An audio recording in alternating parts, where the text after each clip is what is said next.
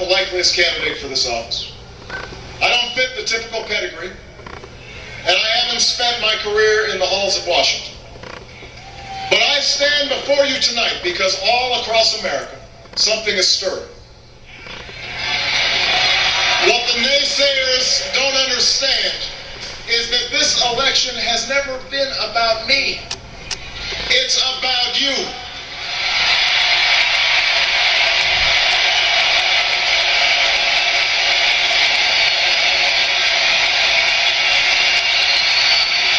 It's about you.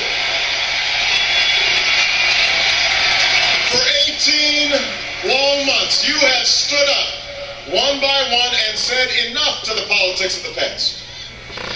You understand that in this election, the greatest risk we can take is to try the same old politics with the same old players and expect a different result. You have shown what history teaches us, that at defining moments like this one, the change we need doesn't come from Washington. Change comes to Washington.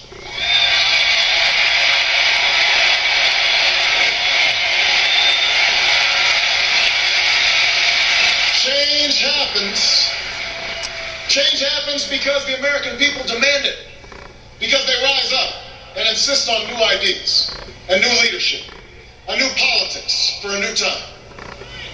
America, this is one of those moments.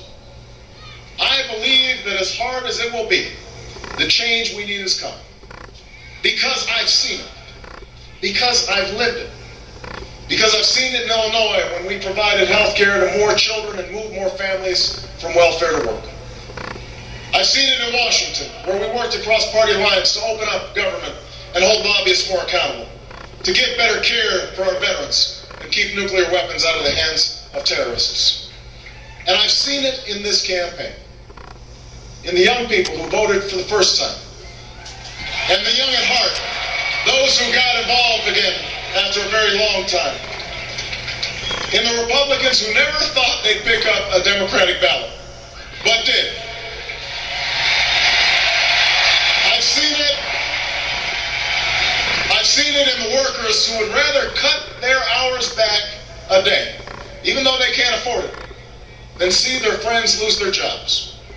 In the soldiers who re-enlist after losing a limb. In the good neighbors who take a stranger in when a hurricane strikes and the floodwaters rise. You know, this country of ours has more wealth than any nation.